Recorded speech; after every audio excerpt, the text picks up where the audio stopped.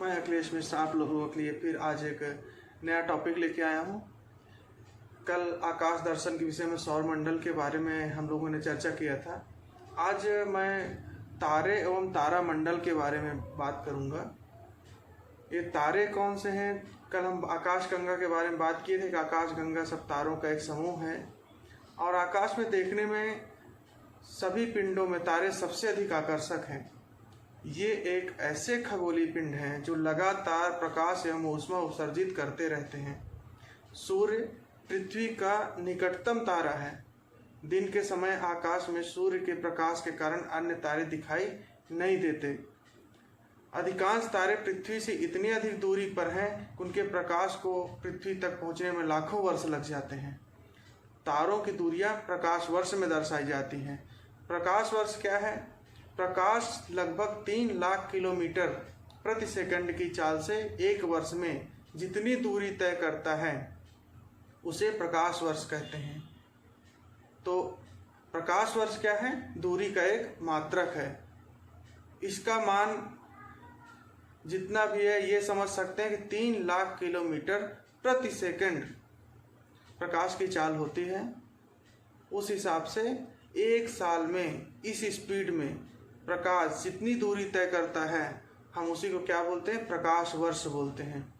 तो कई ऐसे तारे हैं, अधिकांश तारे जो छोटे इसीलिए दिखते हैं, जो हमारे सूर्य से भी काफ़ी बड़े हैं, लेकिन छोटे सिर्फ इसीलिए दिखते हैं क्योंकि वो कई प्रकाश वर्ष दूर हैं। वहाँ तक पहुँचना इतना आसान नहीं है। उनका जो प्रकाश है पृथ्वी तक पहुँचने में बहुत समय ले लेता है। पृथ्वी से सूर्य लगभग 15 करोड़ किलोमीटर दूर है।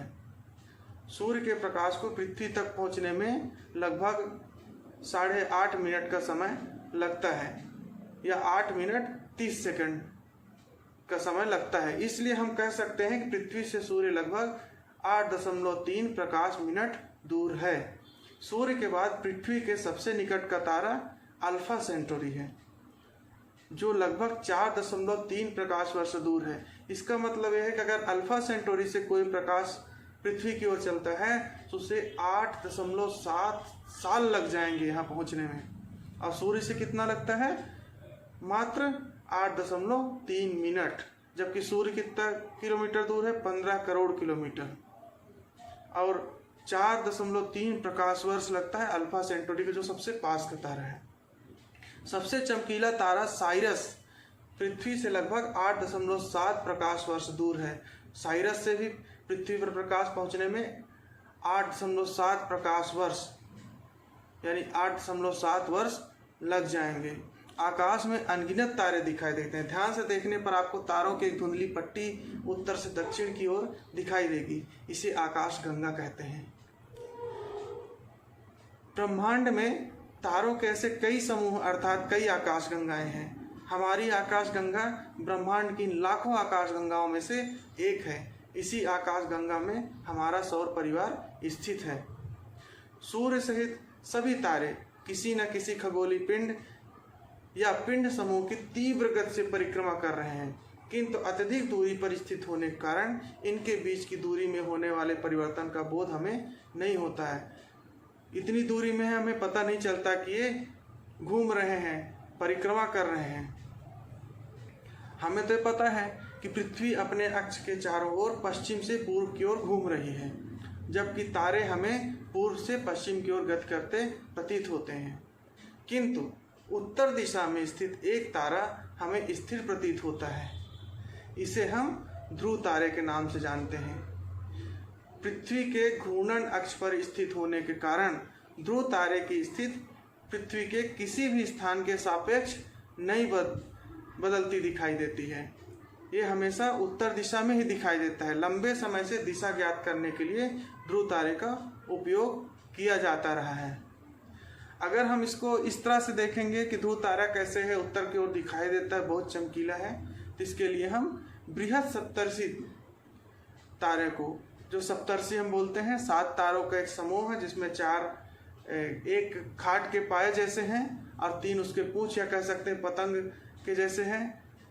उसमें जो अंतिम सिरे में जो चारों के 2 तारे हैं उसके सीधे में अगर रेखा खींचते हैं तो हमें ध्रुव तारे की स्थिति का पता चलता है। उसके लिए इसको देख सकते हैं। ध्यान से देखने पर हमें तारों के कुछ ऐसे समूह दिखाई देते हैं जो विशेष आकृति का आभास कराते हैं। तारों के ऐसे समूह को तारामंडल कहते हैं। किसी तारामंडल के सभी तारे सदैव साथ साथ रहते हैं, अतः तारामंडल की आकृति भी सदैव समान होती है। हमारे पूर्वजों ने आकृतियों के आधार पर इन्हें कुछ नाम दिए हैं, जैसे बृहद सप्तर्षि या उर्सा मेजर, लघु सप्तर्षि या उर्सा माइनर तथा मृग या ओरायन। आसानी से पहचाने जाने वाले तारामंडलों में बृहद सप्तर्षि तारामंडल एक है। इसे बिग डिपर भी कहते हैं। इस तारामंडल में बहुत से तारे हैं, जिनमें से 7 सर्वाधिक चमकदार तारे बड़ी करछुल या कृष्ण जैसे आकृति बनाते हैं। इनमें से 3 करछुल के हैंडल में हैं तथा 4 कटोरे में हैं। करछुल के शीर्ष पर स्थित 2 तारे संकेतक तारे कहलाते हैं। इनको मिलाने वाली रेखा ध्रुव तारे की ओर संकेत करती है। लघु सप्तर्षि में भी अधिक चमक वाले 7 प्रमुख तारे होते हैं। ध्रुव तारा इसके हैंडल के सिरे पर स्थित होता है। अब मृग या ओरायन भी आकाश में दिखाई देने वाला प्रमुख तारामंडल है, जिसमें अन्य तारामंडलों की अपेक्षा अधिक चमकीले तारे होते हैं। इस तारामंडल की आकृति एक शिकारी की तरह दिखाई देती है, अतः इसे काल पुरुष के नाम से भी जाना जाता है। रात्रि में इन तारामंडलों को पहचानने का प्रयास करें जब आकाश साफ रहेगा तथा ध्रुव तारे की स्थिति को जानने की कोशिश करेंगे। ग्रहों के बारे में कल बात कर लिए थे। उसमें 8 ग्रहों के नाम हैं। हम जानते हैं कि बुध, शुक्र, पृथ्वी, मंगल, बृहस्पति, शनि, अरुण, वरुण। एक और है यम, जिसको हम 9वां ग्रह भी कहते हैं, लेकिन इसको बिरादरी से बाहर कर दिया गया है। उसका कारण यह है कि सभी ग्रहों की तुलना में सूर्य से सर्वाधिक दूरी, सूर्य से पृथ्वी की दूरी का लगभग 39.5 गुना पर स्थित यह पिंड आकार में बहुत छोटा है। सूर्य से प्रकाश को इस तक पहुंचने में 32 घंटे का समय लगता है। कई वर्षों से प्लूटो को ग्रह माने जाने पर विवाद चलता रहा है। अंततः 24 अगस्त सन 2006 को अंतर्राष्ट्रीय खगोल विज्ञान संघ की प्राग चेकोस्लोवाकिया में जो स्थित है में एक बैठक हुई। उसने ग्रह की परिभाषा निर्धारित की। उनके अनुसार ग्रह उस पिंड को कहा जाएगा। कौन कौन से तरीके से? जो सूर्य का चक्कर लगाता हो, जिसमें इतना द्रव्यमान हो, द्रव्यमान मतलब वजन, जिसमें इतना द्रव्यमान हो कि गुरुत्वाकर्षण के कारण आकार गोल हो, जिसकी परिक्रमा पथ साफ हो, जिसमें अन्य खगोलीय पिंड मौजूद न हो। अब प्रश्न यह उठता है कि प्लूटो ग्रह क्यों नहीं है? प्लूटो सूर्य का चक्कर अवश्य लगाता है, परंतु छोटा और कम द्रव्यमान के कारण पूर्णतः गोल नहीं है। दीर्घवृत्ताकार लगभग अंडाकार कक्षा में चक्कर लगाने के दौरान वह नेपच्यून की कक्षा को काटते हुए भीतर चला आता है। एक तरह से कह सकते हैं अपने ग्रह अपने परिपथ पे लगातार चक्कर नहीं लगाता। इसके अलावा अन्य ग्रह लगभग एक ही तल में सूर्य की परिक्रमा करते हैं, जबकि प्लूटो इनसे लगभग 17 अंश का कोण बनाता है। इन सब कारणों से उसे ग्रहों की बिरादरी से बाहर कर दिया गया है और इसे वामन ग्रह का दर्जा दिया गया है। अब ये हो गया। अब उसके बाद हम चर्चा करते हैं ग्रहिकाएं। मंगल और बृहस्पति की कक्षाओं के बीच पाए जाने वाले छोटे छोटे पिंड जो सूर्य की परिक्रमा कर रहे हैं। मंगल और बृहस्पति के कक्षाओं के बीच पाए जाने वाले ऐसे छोटे छोटे पिंड जो सूर्य की परिक्रमा कर रहे हैं, उन्हें ग्रहिकाएं या क्षुद्र ग्रह कहते हैं। ऐसा माना जा रहा है कि ग्रहिकाएं वो पिंड हैं जो किसी कारण से ग्रह का रूप नहीं ले पाए या बहुत छोटे टुकड़े थे, उनको हम ग्रहिकाएं कहते हैं। फिर उसके बाद आता है धूमकेतु या पुच्छल तारा। धूमकेतु अत्यधिक छोटे खगोलीय पिंड हैं जो सूर्य की परिक्रमा करते हैं। इन्हें हम तभी देख सकते हैं जब ये सूर्य के बहुत पास होते हैं। इनका विशेष लक्षण है एक छोटा चमकदार शीर्ष और उसके पीछे लंबी सी पूंछ। धूमकेतु की पूंछ सदैव सूर्य की विपरीत दिशा में ही रहती है। धूमकेतु प्रायः एक निश्चित समयावधि के बाद बार बार प्रकट होता है। हेली का धूमकेतु ऐसा ही धूमकेतु है जो 76 वर्ष बाद प्रकट होता है। इसे पिछली बार सन 1986 में देखा गया था। इसके बाद अगला बिंदु आता है उल्काएं एवं उल्कापिंड। अंधेरी रात में जब आकाश साफ हो, जब आपको आकाश में कभी कभी प्रकाश की चमकदार धारी दिखाई देती हैं, कुछ लोग इन्हें टूटते तारे कहते हैं। वास्तव में तारे नहीं हैं, ये उल्काएं हैं।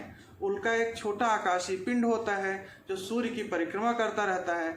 जब यह पिंड पृथ्वी के वायुमंडल में बहुत तीव्र गति से प्रवेश करता है, उसकी स्पीड बहुत ज़्यादा होती है, तो पृथ्वी के वायुमंडल में घर्षण के कारण जल जाता है और प्रकाश की एक चमकदार धारी जो है वो दिखाई देती है।